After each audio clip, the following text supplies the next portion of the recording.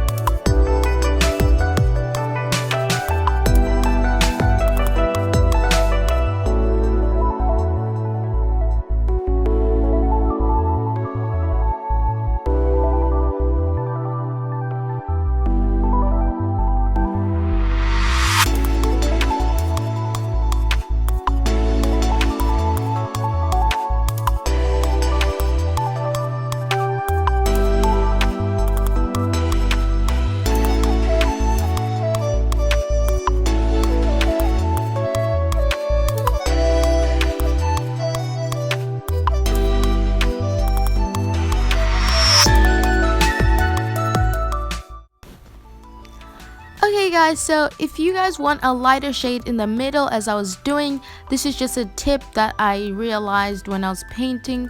So you just basically have to use excess paint and a lot of water, which is what I was doing right now. But yeah, that will get you your lighter look in the middle, going for a midnight smoky kind of vibe. I don't know, but yeah, that's how you can do that. And yup.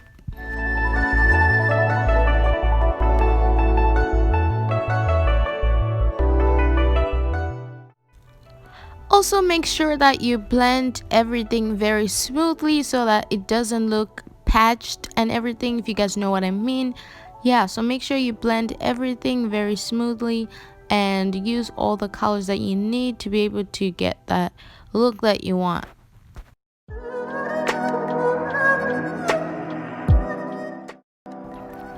So guys, I just realized that I decided to do hills or slash mountains, but it didn't actually turn out the way it was supposed to because I wanted to make it like an arc, so basically like big hills and everything on the sides and then going smaller into the middle. But I don't know, I think it still worked out pretty good. But yeah, that's what I'll just suggest as a tip if you want it to look a little bit better, and try and make the hills a little smaller and not gigantic like mine. Yeah, just a tip there.